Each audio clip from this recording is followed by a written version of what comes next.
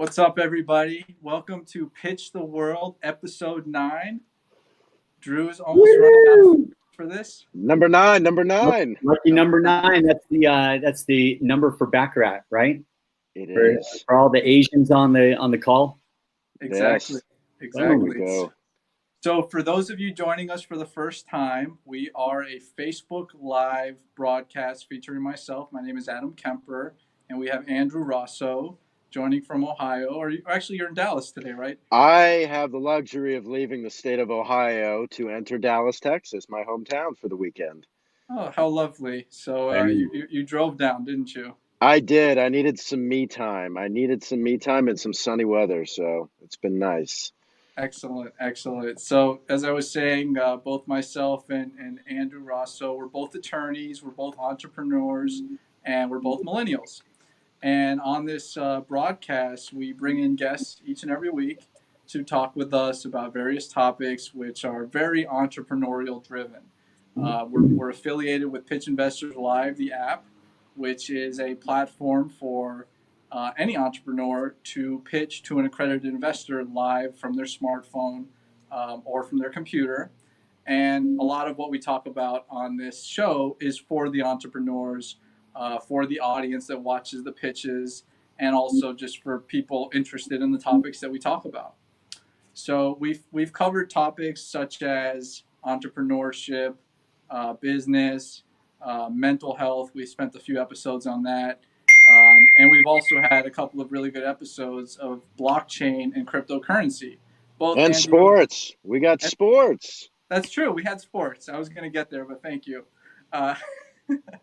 We've talked about sports, and we really just want to open it up to really drive value for our audience. And we're thrilled to have another entrepreneur with us today, Eric Tippetts. Welcome, Eric. Thank you for joining today. And Eric, you're joining from where? I am in the sunny Las Vegas today, in the hotel room here at the Venetian. Oh, very nice. Our invitation must have gotten lost, Adam, for this show to meet him out there. Not sure what happened. Yeah. It did. It's in the mail. Oh, okay. Good. That's good. We'll get to that later. So, Eric, we're so thrilled to have you with us. I know Drew's going to kind of do a little bit of an intro in a second. But we're going to be talking about blockchain today. We're going to be talking about technology, and we're going to be talking about entrepreneurship. So if you're interested in those topics, definitely stick around, tune in, ask questions in the link below, and share this video. So from that point, Drew, if you want to take it. Sure. Thank you, Adam. And again, Eric, thank you so much for joining. It's a pleasure to have you here.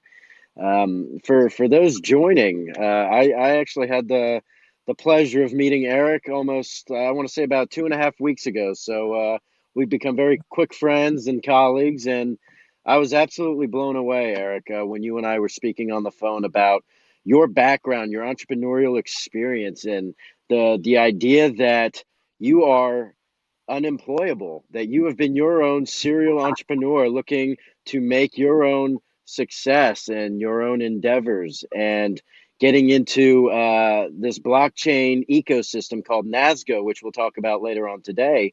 I was blown away, and I think our viewers would love to learn more about you and really how you got your start and why you are unemployable. You know, what if I want to hire you? I'll tell you what, I think when you say unemployable, it really is a mindset. I think my mind it doesn't stop thinking, and I think weird things, is of why things can't happen, and why there's limits and why there's boundaries. And what you find is in typically corporate America, they want to fit you in a box. And I don't know if there's probably a lot of people on this call that don't feel like they really fit in a box. And so I hopefully today we can dive into more of that, really start to help people understand and identify that that's not a bad thing. It's just something that you need to recognize, and you need to give yourself a vehicle that can enable that. Absolutely. And, it's a wonderful mindset that Adam and I, have come across. And I think we demonstrate in our own ways of, Adam is, a lawyer at a law firm. I practice law myself and have my own firm, but we also have our passions and side projects that we are just so devoted to. And, Adam mentioned it earlier. We are both very passionate on the area of mental health and making sure that no matter how many hours a day you're spending on your business or in the business, that you remember to take some time for yourself and make sure that mentally that you are healthy and where you want to be.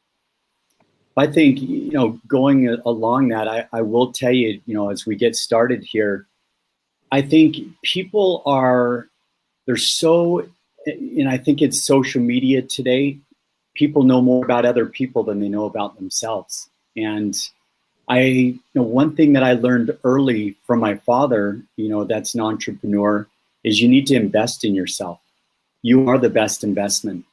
And, I hear people talk to me all the time about this person and should I do that? Should I do this? You got to always start with you. If you don't feel like you've got a solid foundation mentally, we can get into, I have a morning routine that's just what I do every day to start my day with a day of intention and with a mental state that allows me to do things and empowers me to do things in my life that I get a lot done. But it starts with you. It starts with how you start your day and at what pace you start. And I think that's important for a lot of people to learn about how critical your mornings really are in your life. Absolutely. And getting to the mindset discussion, and you just mentioned a moment ago that your father was an entrepreneur, so you grew up with that, as a child, seeing your father, go through the trials and tribulations as an entrepreneur. What was the point in time when you realized it in yourself that I don't want to work for somebody else, I want to do my own thing, and I want to be an entrepreneur? It's funny. I would say that I wanted to have fun all the time. And, I think for me, I'm about, everybody's got their personality. And for me, I always wanted to see people happy and I wanted to be happy. And what I found is that I was always looking for multiple ways. A lot of people, they go and find one thing and they can focus in and they get so enamored in what that is that they close off their mind. They don't even see opportunities that could have been some of the most amazing opportunities for them to go to. And I just learned from my dad at a very young age, watching him travel a week to 2 weeks every month and on the road, that was something that I saw that he was doing something big in his life, but every time he was home, he was 100% home. He was focused on us. And it was really about the belief of dreaming big and he would always say, you got to dream big, but you got to lay foundation under it, because there's lots of dreamers in the world. And we wonder, why isn't things happening? It's like the movie, The Secret. I'm a huge believer in like attracts like, and you attract things in your life. But you guys, if you sit on your couch and dream all day and you don't go out and take action, those things are probably not going to happen for you. Mm-hmm. And so you've got to lay foundation under those dreams. And so each morning, as you start your day, I like to start off with meditation. I always read every morning. I've got to read in the morning. That puts my mind in a place that inspires me. I love to learn from people and understand, what different people are doing in their mindset. And then I always start off the day with writing down 3, no more than 5 action items. Mm-hmm. So I don't take on too much. Too many people have 20 items they want to do today. And you don't get any of them done. So what happens is you fail. So every day people are failing every day because they write 30 things, 20 things, 10 action items. They get 2 of them done, which if they would have just had 2, it would have been a success. But they write so many that every day is a failure, and it's a carryover to the next day. So, as an entrepreneur, what you find is that it's always moving. I will tell you, if you want to know if you're an entrepreneur or not, what you'll find is if you just want absolute stability and you don't really care about, I want my rent paid and I want to be okay. Like, you're probably not an entrepreneur. You need to go get a job and just be stable. You've got to be comfortable being uncomfortable. And you know what? That's incredible. My law professor said that to us. My intellectual law and property law professor, she taught the same course my first year of law school. That was the first thing that she said to us on the first day of class was, the one thing, if you take anything away from this, is you need to learn how to be comfortable with being uncomfortable. And if you can't, get out. So, people, I think there's a lot of people that go around and preach it, but they're not really living it. I found that entrepreneurship is not an outward game. It's an inward game. This is a journey, a mindset, a journey, your internal journey you're having with yourself, that you're the only one. It's, I can go down on the floor right now and do 10 push-ups and skip 2, but I'm the only one that sees that I skip 2. Like what's the point of it? Yeah. You know what you're doing. You know what's right. You know what's wrong. And I believe that everybody has an internal gauge that knows if they're going towards where they really want to be going. It's a passion, it's a dream, it's a mission that you have. And when you're in alignment with that mission, what you find is that epiphanies happen. Things get really fluid in your life. The times when I write content the most, it's when I'm writing content on the things that I'm passionate about. But if you get me writing something about something I, really don't care about, I write little one sentences because it's not something I believe in or I'm passionate.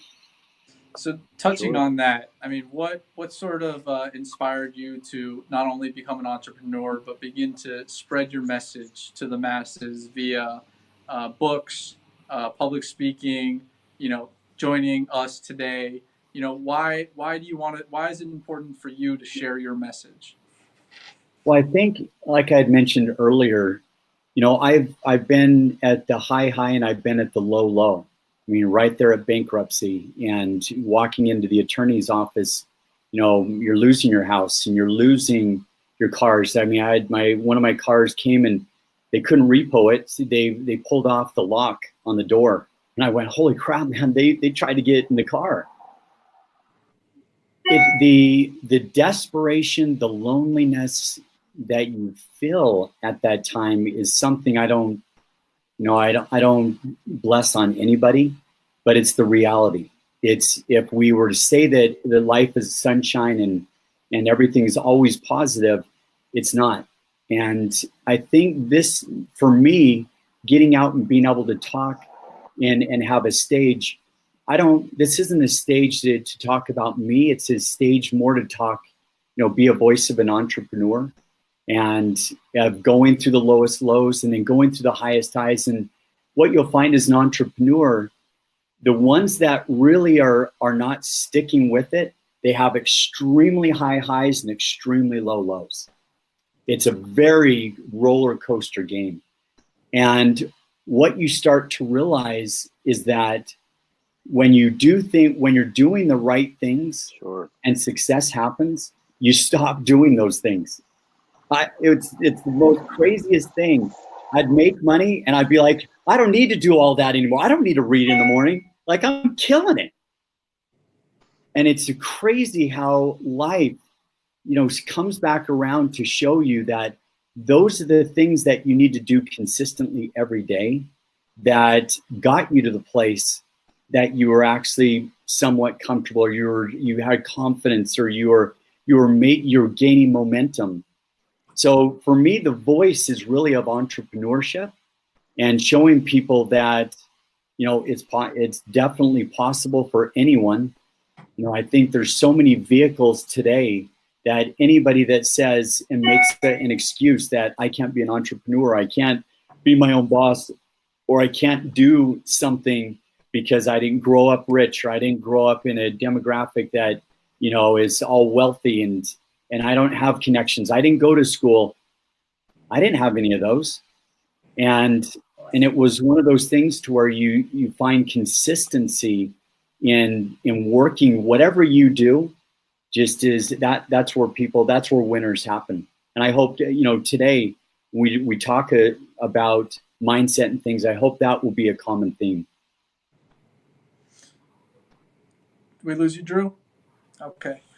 I think he's paused or something like that. But that's all incredible information. I know the Pitch Investors Live and Pitch the World audience can definitely take some tidbits from exactly what you said, because a lot of them are in that early stage startup mode where they got an idea, they're going through the process of figuring out what they need to do to turn that idea into a business, and some of them may be in over their heads, and going through the struggle. Probably many of them. Yeah. So, do you have words of encouragement, I would say, for the people just getting their businesses started? Yeah. Number one is you've got to have a mission. You got to have a target. You've got to have a bigger vision than these small little hurdles, these little objections. Because if you stop after the first no or the first rejection or the first hater, I'll tell you right now, you should stop. Because I can't tell you, it's interesting, all these years trying to put out so much positive, just belief and into the world, you still have haters. It's the most amazing thing to me. And I've just learned that, there's just people that are angry and mad at their life, and they can't wait to tell you why you're not going to make it. And it's almost like I go, man, like, what do they get from this? What do they get from doing that? And so as an entrepreneur and, especially starting a new business, you've got to understand there's going to be people that are going to tell you that you can't do it. They're going to laugh at you. They're going to ridicule you. They're going to, disown you. There's so many different emotions that come up when I say that, because it's happened. And you start to just realize you've got to get back to the core, which is you. That's why I say invest in you, because the more you start to believe in you and your ability and your confidence in your mission, what you find is everything else just kind of drowns out. Right. All the other, struggles and challenges of life really become very minute, because you have a much bigger mission you're going after. It's all about the mission, definitely. Drew, are you back with us, or are you still frozen? All right. He was stuck with that face. Yeah, no, he's definitely really focused on what we're talking about. So, kind of touching on that. Drew, are you back? Well, there's, Okay. There he is. Yeah. Drew, we don't have a good connection with you, buddy. So I guess let's just kind of talk about, with all that being said, let me ask you this. Who are you reading now that inspires you? I'm actually reading a book right now called The Slight Edge. And I would recommend this for anybody. It's Jeff Olson. I think he was owner of a company. And what I love about the book is that so many books take you from zero to hero. And that bridge right there, this little gap, I can't tell you how hard that gap is. And it might seem so, I get so fired up after this episode, man, I'm going to go crush it. I'm going to go, I'm going to write down 20 things and I'm going to go kill it right now, today, tomorrow, whatever. What I've realized is that's the worst thing you can do.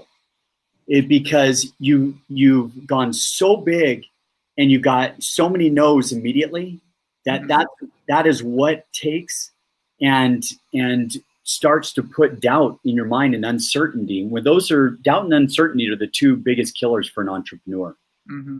And The Slight Edge is about everyday consistency, these little teeny small things that if you just think in your mind every day, if I end the day doing more positive than negative, that's that much growth that day. But what you realize is a Monday through a Sunday, it might only be that much up, but by the next week, it's that and that and that and that. And what you start to find is things start to happen in your life and you wonder why. It's because that slight edge starts to kick in. And that resonates a lot with me. If you read my book to the top, my whole thing is, the turtle wins the race. People come right out and jump out and try to think that, I'm going to go dominate. We hear Grant Cardone 10X, we're going to go crush it and boom and this, that. I get it. There's people built that way. But if you're not a driver, you're not an extrovert, and I don't just run outside and scream and go recruit everyone and close every cell and jump over trucks. I'm an introvert. I don't have a lot of friends. And how do I make it happen? Mm-hmm. And I would say to every one of those, entrepreneurs that it's about that daily consistency. It's about taking those people that come out of the gun, so quick. They're the ones that die the fastest because they get bored of it or they get the quickest and they just get out of the game. So just let them get out of the game. Stay consistent in whatever you do. And I promise you, it gets noticed. People notice people that have certainty, people that stay in the game, that they don't call you next week with a new idea. And then, next week's a new idea. And you're like, oh, geez, here's Eric's call again. Let's see what his new idea is today. Right. You got to stick with what your mission is and stay consistent. Really make sure that you're staying in your lane. You've got a mission. People try to divert you. Say, hey, I appreciate your feedback. It means a lot to me, but I've got a mission that I'm going to stay on and I'm going to keep going. And what you find is people respect that. People do not respect people that are wishy-washy and they're changing their mind every week. They're always uncertain. They're dabbling. They put their toe in one thing and they have 5 fingers and toes in 5 different things. Like, which one's going to work? What you'll find is that none of them work, because none of them has been given the time and the effort and the focus to really make happen. And as much as you think that people don't notice, I promise you, people notice. I'll tell you right now, one thing for everybody on the call, be careful of your social media. Yep. You can learn a lot about people on their social media. And if you think that, I'm going to go do a positive comment today, what you find is that people go back 5 years and they see that you are always negative and that you're always, bashing people and this and that. I look at social media as the resume that never goes away, and it's ruthless. It can be your best friend or it can be absolutely ruthless for you. Mm-hmm. So when you go out and you talk about things that are negative and hateful and spiteful and sad and mean, and what you start to find is people don't want to be around people like that. I take that back. Angry people want to be around other people that are angry, and they love it when you're angry. They're like, yeah, tell them, Eric. Oh, it's contagious. It's 100% contagious on that. There's a thing with energy, and surrounding yourself with creativity and positive energy attracts the right kind of people, and it only enhances your vision, your business, and yourself. And you mentioned that you work with a lot of artists or musicians, and talk about creativity. How did you end up in that space? How did you end up being able to work with thought leaders in these areas? Absolutely by accident. It was not by design, I will tell you that. And again, going back to an entrepreneur, if you're not open, you're not going to see some of the most amazing opportunities that are right around you today.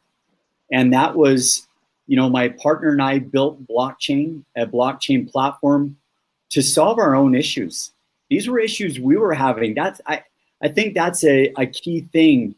If you're developing things just because you're developing something that you think people might want, what you'll start finding is that you're developing a solution to problems people might not even have. And that's a major issue with blockchain today, is that it's very tech heavy. When I say blockchain, people go, oh my gosh, Bitcoin, or they go, man, that's developer. And that's the challenge, is developers typically aren't out, with customers. They're not out in the market, is hearing what people are wanting. So they're developing these complex systems that is a solution for a problem that the mass market's going, I don't even know what that problem is. I don't have it. And so that's one thing I caution entrepreneurs is you've got to develop and you got to stay in your lane. Develop things that you are solving, things that are your issues that you're going through. Because if you're going through it, there's always going to be an audience for you. There's always going to be an association. There's always going to be, a crowd that is going through these same issues. And that's what we ran into with artists. It was really an absolute fluke that we had built our NASGO platform infrastructure as a infrastructure that was really building our own game. So you think about the internet today. The internet is so noisy. It's so crowded. It's so hard to get in and have a voice. Then it's centralized from a standpoint of there's firewalls. So I was going over to China and building businesses in China, but yet I couldn't. Every time I went over to China, I can't get on Facebook, I can't get on Instagram, can't get on Google, can't get any of my Gmail, it's another world. I'm blocked over there. So we wanted to create something that took away borders and created a global ecosystem that had everyone, it gave everybody a fair opportunity to be a part of it. And then second is, now let's build apps that, just like the internet, people didn't even know how to use like FTP and HTTP. The internet's just code. But it was until like GoDaddy came along and said, hey, do you want to buy a domain on the internet? Look how simple this is. Just do this. Oh, you want a website? Oh, look it. You can do a website. Look it. It's an automated template. Just go put a picture in here. Go do this.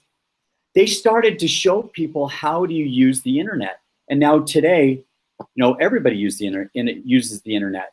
But I can guarantee you 99.999% of the world has no clue how the internet works. So for us, the blockchain was the infrastructure that we were building our own internet. That was a global internet. Then we built Vapor, which was how do we actually gamify experiences like a website in a way that people can actually play together, but it's in a game like Pokemon Go. Almost 1 billion downloads on Pokemon Go, 124 million players, I think, a month. I mean, people like community. They like to play together. They like to engage, and they like to go win together. And so we wanted to build that kind of ecosystem and apps that you could play games, but then you could also transact with each other. And that's why we built Amico. And so with that ecosystem being in place, I was approached by a producer, and he said, hey, I've got this artist. I won't tell you who it is now, but I'd like to meet with you, and I'd like to see what you're doing. I'd like to see if this is something he'd like to do. Well, we had a meeting, and then we had a second meeting, and it was Jafar Jackson. It was Michael Jackson's nephew. Okay. And this kid I was just fascinated by him. He was so real. He was so authentic. His heart was in the right place. He was, an artist, but he was so passionate about humanity that it was one of those things we just connected at a much deeper level. And I said, Jafar, I'd love to enable and put foundation under your dreams. And we partnered up. And that was really my first insight into artists. But once I dove into that niche, I started to realize how broken that model. Really, the music industry is somebody said to me the other day, it's not a broken model. The record companies are hitting an all-time high. Spotify hit an all-time high, and I'm like, that's great, but the artists are hitting an all-time low. Mm-hmm. That to me is a broken model. Is that if you have the content creators, the people, writing the songs, the people singing the songs, making the least money and struggling to even stay alive and to live, how is that fair? How is that a prosperous model? Right, and blockchain is a wonderful solution to sort of track rights to music, back to the original producer, back to the original artist, and Yep. That's certainly an instant use case that should resonate with the entire industry. Piracy. I think piracy is a massive issue, but also, many record labels and record companies aren't going to like me for saying this, and it's transparency. Yep. I just got done 5 minutes ago with a band called 98 Degrees. They were a boy band. They go on with Backstreet Boys, New Kids on the Block. We're looking at putting a tour for all of them together. And for him to say, we're still waiting from residuals 12 years ago, and they've got almost 100 million views on YouTube and haven't gotten one dime. Yeah. Zero. It's a broken model. I'm listening to him talk, and I go, how can you sold 16 million records, and you're telling me that some of the band members are waiters, struggling, and how can that be? Like, the perception we all think is these are rock stars. They sold millions of albums. They've got to be, crushing it. I can't tell you how many are absolutely struggling. They're school teachers now, and they're working as waiters. They are just trying to survive, and that tells me there's a major disconnect. So with all that you just said, I think we can go on for days talking about how many solutions or how many problems that blockchain can solve. Right. How do we get mass adoption, and how do we get people comfortable with the technology, so where it truly becomes the Internet 2.0? Well, definitely education is critical, but it's the right education. I will tell you, I say that we're going to talk about blockchain. Honestly, I really could care less talking about blockchain. Blockchain, in my mind, is so overplayed and overused. And yes, we built a blockchain platform, but the reality is we didn't build it for what most people use blockchain for. Blockchain is, supply chain management. It's, banking with Ripple. It's these high-end Ethereum. They're going after, hundreds of millions, billion-dollar deals. I'm going after an artist with fans. I connected with Elvis Monroe. Here's a new artist that has a massive fan base, but they're not signed to any label. I'm going after the small guys. I'm going after the flower shop that wants to create a new loyalty program with their flower token, and they want a way to gamify experiences with and play games with their prospects and their customers. So when we talk about mass adoption, you got to get away from, we don't sit and talk about the internet. We talk about cool apps and cool websites that just happen to be on the internet. So what do you tell these artists when you're meeting with them and sharing with them about Vapor, about NASGO, about this community and ecosystem you've built? What are you saying to these individuals? It's actually the same thing each time. I go in and I say, I don't want any of your pie. So whatever you've done in the past or whatever you're doing, I don't want any of it. What I would like to do is take you into the new era of musicians, music, but also experiences. I want to make it to where you can act. I mean, what happened to fan clubs? Why is nobody engaging with fans anymore directly and playing with fans? That would growing up in in the 80s, I was huge into hair bands, Slaughter, Winger, Kiss. Yep. I was all over it. And I loved that. I loved going to Tower Records and picking up the record or CDs. There was an experience with music that we've lost. And I said to him, I'm going to create a new pie. And I'm going to create a digital token that is really your brand token. And the whole point of building that token is so you can go and start playing with your fans and your followers. You can create a game, an experience that they can come in and start to connect directly to you, start to play and gamify and interact and share all in one ecosystem. So I'll tell them, hey, I'm going to take and digitize NASA for you.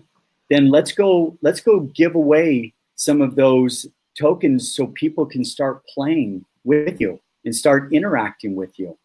Then I want to make it to where you can monetize your content. These guys are going on to YouTube and they're going on to SoundCloud, Spotify, Facebook, all these social media, and they don't monetize anything. That's what's the saddest thing is I meet these people that have 1 million, 2 million followers and are broke. And I go, it's because the platform is monetizing you. They are getting sponsored ads. They are getting sponsor money. You're not. So as an artist, I say, why don't you come into Vapor? People can pre-purchase your tokens to come in and get in the game. That's money in your pocket right now. Now it's your job to go and start creating experiences that people can use their tokens. So which they do anyway on a daily basis, just on the wrong platforms. Say that one more time. Which is what they're already doing essentially, but not on the right platforms. They're creating experiences, but with players and parties that have the control over them instead of them maintaining the control over their own branding and content. That's right. They have promoters and labels and things that set up things, but that money is in whatever happens that experience doesn't get back to the artist. They get a penny of it out of that dollar. What I'm saying is, why don't you create experiences like, I'll tell you, I would love to share with you guys, and I'll share. Elvis Monroe just played 3 songs in my hotel room last night. Never seen before content. And I said, guys, do you know how much your fans would love to pay you like 1 token to be able to, or 5 tokens or 100, whatever it is, to get access on the inside of what you guys are doing behind the scenes, to be able to do meet and greets with you, to be able to hear you tell the story of why. I mean, when Brian Hopkins was telling his story of why he wrote this song, it almost brings tears to your eyes. You can't believe what you're hearing. But it's that kind of a content that you can start monetizing, because in Vapor, I can lock up the content and you have to use a token to unlock the content. So you, just like in an app, you pre-buy experiences, you come into the app, now you can start spending for that content, for that scavenger hunt, for that meet and greet, for that experience. And we start to really play together in one place. It sounds brilliant. I mean, it definitely sounds like a utility-based token concept. And, both Drew and I are both lawyers, and, we have a pretty robust blockchain practice at my firm. And, I'm sure you're well aware that there's still a ton of legal uncertainty with regard to cryptocurrency and blockchain, et cetera. How many lawyers do you have to deal with this process? Is it annoying to you? I wish, my world is wanting to just drive something and go, again, have fun, go and inspire and connect. And what I've realized is my world has turned into a lot of legal. It's so we ruin the experience, don't we? We ruin the experience for you. Damn you guys. We make it a legally compliant experience. There you go, Adam. That's there right. You go. You know what, though? I will tell you this. I'm thankful for guys, legal, what you guys are doing, because this is no different than the 2000s with the .com, that everybody came in, they raised millions of dollars off a .com, went and blew it, and sitting around going, that was too hard. Sorry. It was ICOs. ICOs, same thing, giving hopium, that something they could make money real quick. And what you realize is the scammers and the people that don't have the right intentions, the fast money, the cash and grab, they come and that's, you have to be ahead of the game. But if you're so bleeding edge, that's what you always run into. You run into the people that really don't have the intention that are thinking long term, and they're always thinking, grab the money fast, run away, and it is what it is. So legal, that's what I wish there was more technology bring. Hey, Drew, you totally broke up there. You want to try it again? Okay, we may have lost Drew. What were you going to say about legal? I think it was a positive thing. Yeah, no, and I hope I didn't cut you off. Legal. Legal's amazing. Yes. So you're talking to two lawyers. That's right. It's at what context you think about legal. People are thinking of it from a negative standpoint, that these damn attorneys, they're always taking so much money. You got to understand, good agreements make great partners.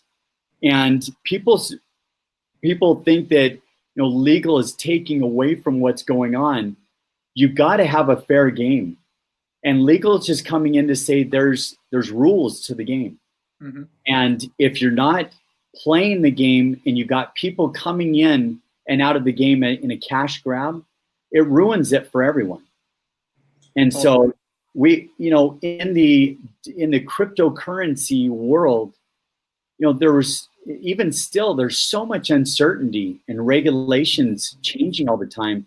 It's very hard to create a strong and solid foundation when things are moving and changing and the target's changing all the time.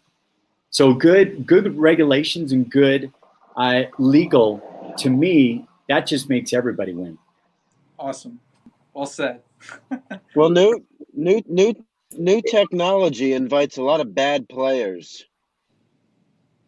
It always has. And whether it's the music downloading or the streaming or, piracy, anytime there's a new technology, a new concept for people to learn, that's a profit time for a bunch of these, I call them black hatters or black hat, threats that say, how can we profit off the naivety and, oftentimes willful ignorance of people in the space, which is a shame, but it happens. Drew sounds like he's on the Star Trek. I get the. No, can you guys hear me? Okay. Drew, you've had some connectivity issues, but that's all right. I think what Drew was trying to say, Eric, is that with technology and new things that come out, it sort of paves the way for the scammers of the world. And you kind of touched on this, to just kind of take the money and go. Kind of ruin things for a lot of people too. And a lot of people are upset with all the scamming going on, let's say in the blockchain and crypto world, because that's affected like the real businesses, the legitimate ones that wanted to benefit from using the technology. You're absolutely right. It is a sad thing. And I just had a conversation with the guy the other day, like on our social media. We'll post something and you'll get a person come in and say, hey, NASGO just did a partnership with Panasonic. Send 1 Bitcoin here. Oh my God. And I look at that and go, that's terrible. I go, people, if they would just take their attention and focus it on good things, imagine how much good. But it amazes me how much people actually take the time to think through how do you scam somebody else. It's an odd thought to me that they would take that much time to go through something that hurts other people. I mean, where do you think that money comes from? You took it from somebody else. That was their money. and to go through enough of a thought process to figure out how to do that. How do you get to the other side of that? So yes, so somebody sent, you know, 1 Bitcoin over to somebody. Do you really feel good about that? I don't know why people ever send Bitcoin to anybody, like under that circumstance, you know, like it is a game of coins. I don't know if you guys are Game of Thrones fans, but it is a game of coins, everybody for themselves. And it's unfortunate. It is really, really unfortunate. I apologize for my technical issues before, but I think I'm back now. meh. But it's unfortunate that people use very good, very. We're still, Drew, we're not getting a good connection from you, buddy. Yeah, I don't even hear. I get like every 5th word of what he's doing. So I want to tell you, you know, everybody on the call, we're talking about entrepreneurship and the mindset.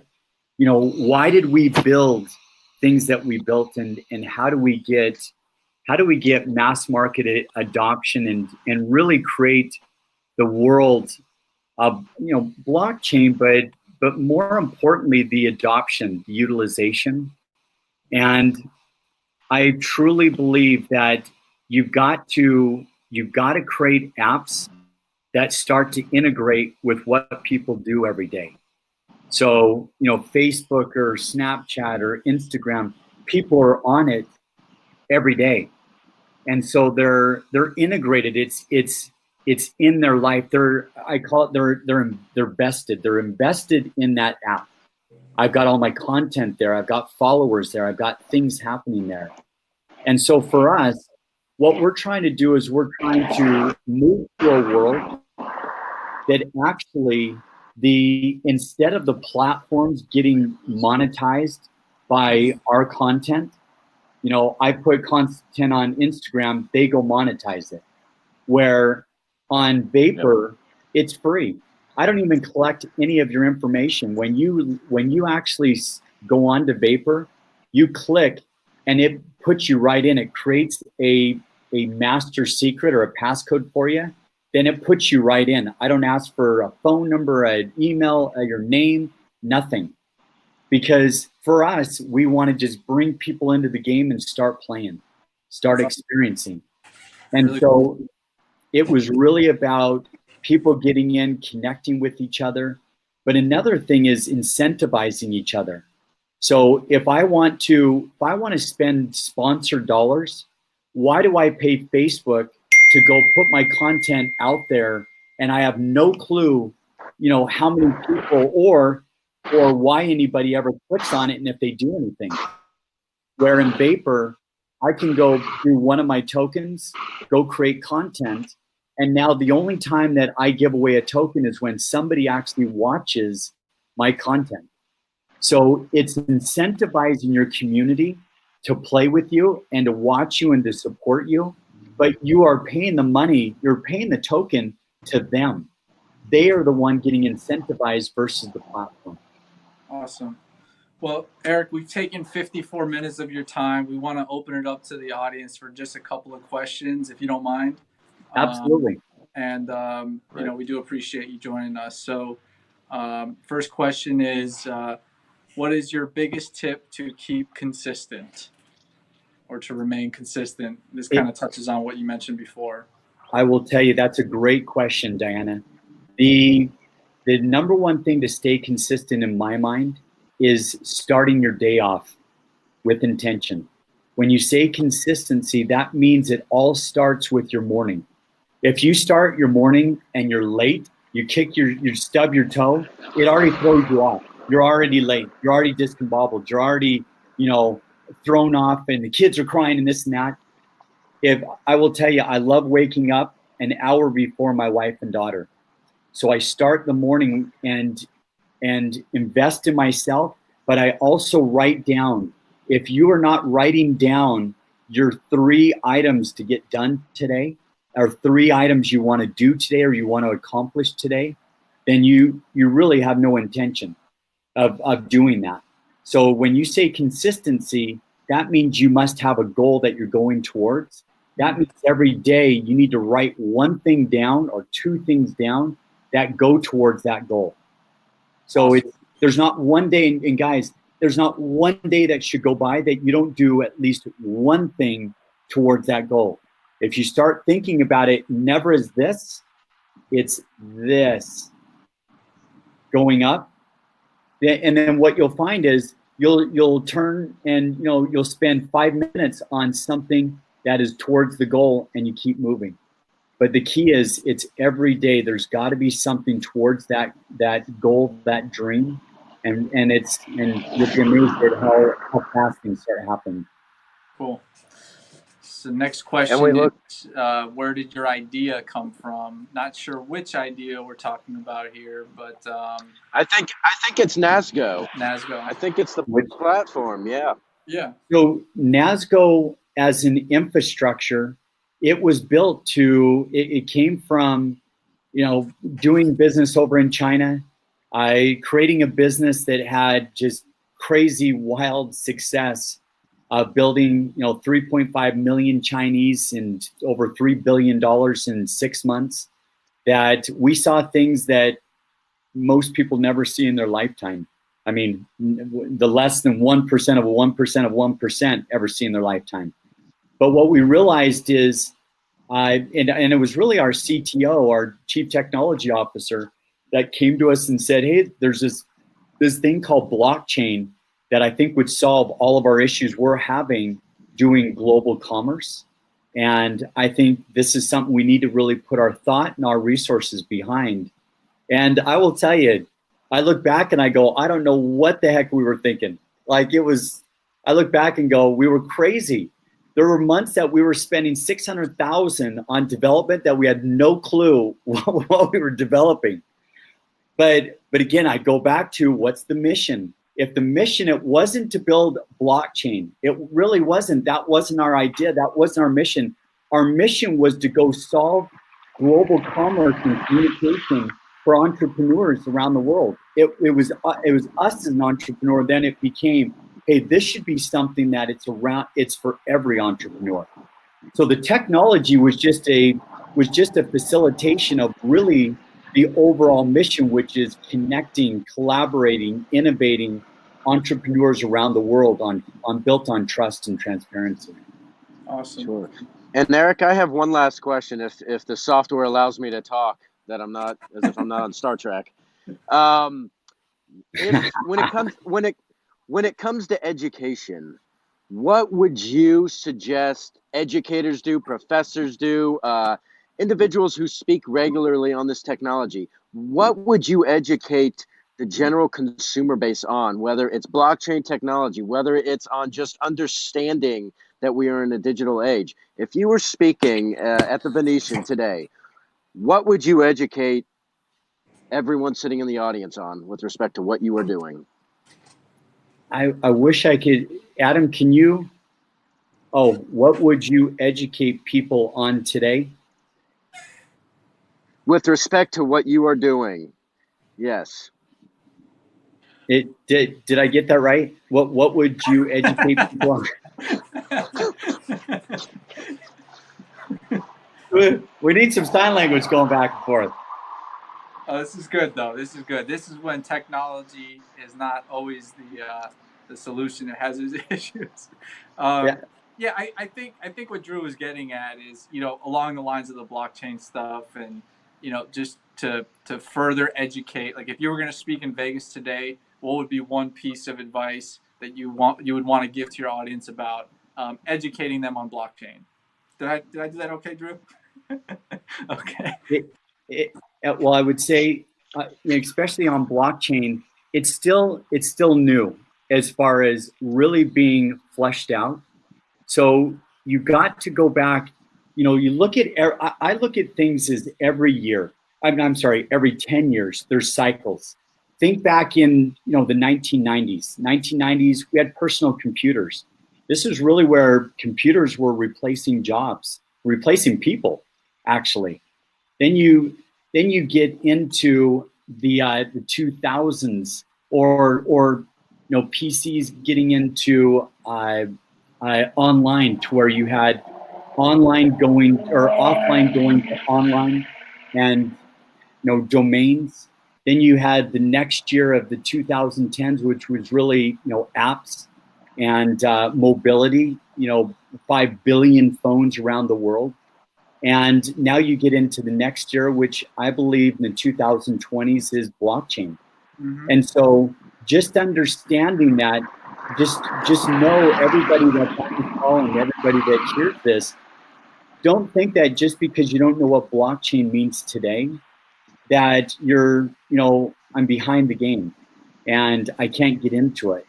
What you really want to understand is just keep educating yourself each day. Keep, watching the market, watching what people are doing, interacting and engaging. I mean, when you go and play in Vapor and you go into Amico, I mean, these are apps that you can go and play with each other and connect. It's just facilitated through tokens on blockchain. And start to understand that you don't need to get so enamored by blockchain unless you're getting into, you want to become a coder and developer on blockchain. You want to go build apps because, NASGO is an open source. Anybody can build on it. So if you want to go learn code and go build you a dApp or an app on the NASGO blockchain, great. But if you don't, great. Just understand there's lots of things that are going to be happening here. I believe 2019 is the year of education. 2020 will be really the year we start to get momentum with blockchain and people understanding what blockchain and what all of the uses are. I believe, 2021, you'll start to get public companies required to go on blockchain. That will be, why are we doing 10Qs and quarterly filings when we can go into their blockchain and see what the companies are doing? And I hope that with that comes a lot more trust. It becomes, people get back to trusting each other. It gets back to honest business and people really doing what they say they're going to do, and a much more enjoyable experience connecting globally. Excellent. Well, Eric, thank you so much. You've been tremendous. Definitely, stay tuned with this video, because a lot of people watch it after the live and they might type in some questions. So, a week from now, if you have the time, take a look and see if there are any questions that you want to answer. And thank you so much for joining us. We really appreciate it. Thank you, Eric. It's a pleasure. Hey, Drew, I had an awesome time connecting with you the other week and really going through a lot of questions and insights, and it was a pleasure. I hope we can continue to let's keep the dialogue. I mean, I'm always looking for people that are trying to make the world better and a better experience for people in all different genres and demographics and niches. So I appreciate you guys and what you guys are up to, and that's why it was a pleasure for me to jump on with you. Thank you so much for being here. Thank you. Thank you. Have a great day. Awesome. Thanks, you guys. Take care, guys.